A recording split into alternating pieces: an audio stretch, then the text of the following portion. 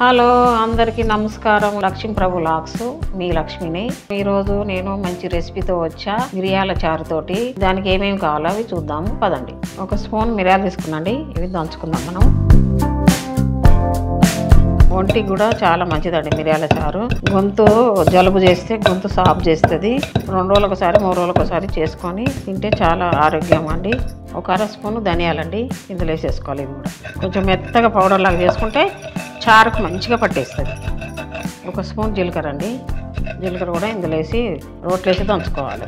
మిరియాలు, ధనియాలు, జీలకర్ర మెత్తగా పౌడర్ చేసుకున్నాండి. ఒక గిన్నెలు తీసేసుకోవాలి. ఈ పౌడర్ పక్కకు పెట్టేద్దామండి. చారుకు నిమ్మకాయ సైజు అంతా చింతపండు నానబెట్టానండి. మనం ఇది రసం తీసుకుందాము. ఈ చింతపులుసు ఇందులో పోసేసుకోవాలి. మనకు రుచికి సరిపడా గల్లుప్పు వేసుకోవాలి. ఇందులో కొద్దిగా పసుపు వేసుకోవాలండి. మన కరివేపాకు కూడా మంచిగా ఇట్లా తుంపుకొని ఈ రసంలో వేసేసుకోవాలి. కొత్తిమీర కూడా ఇలా తుంపుకొని వేసేసుకోవాలి. ఇలా పిసుకుంటే ఇంకా బాగుంటుంది. చాలా మరగాలండి. మనం స్టవ్ ముట్టించుకొని స్టవ్ మీద పెట్టుకుందాం కదండి. ఈ రసం గిన్నె పెట్టేసుకుందాం. ఇది ఎంత మరుగుతే ఈ రసము అంత టేస్ట్గా ఉంటుందండి. ఇది మరిగేటప్పుడు మనము మిరియాలు, జీలకర్ర, ధనియాలు దంపుకున్నాం కదా, ఆ పౌడర్ వేసేద్దాం. ఆ పౌడర్ వేసాక చాలా మరగాలండి. మరిగితే మనకు టేస్ట్గా ఉంటుంది మిరియాల చారు. మిరియాల చారు మరగడం అయిపోయిందండి. మనం దీన్ని కొద్దిగా తాలింపు వేసుకుందాము.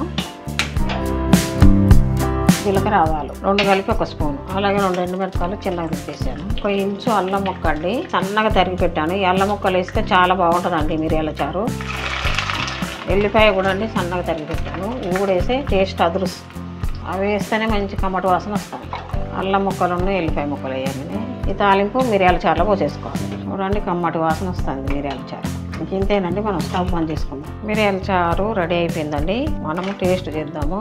మిరియాల చారు మనకు చికెన్ ఫ్రై కానీ మటన్ ఫ్రై కానీ చేసుకున్నప్పుడు ఎంత బాగుంటుందో అండి.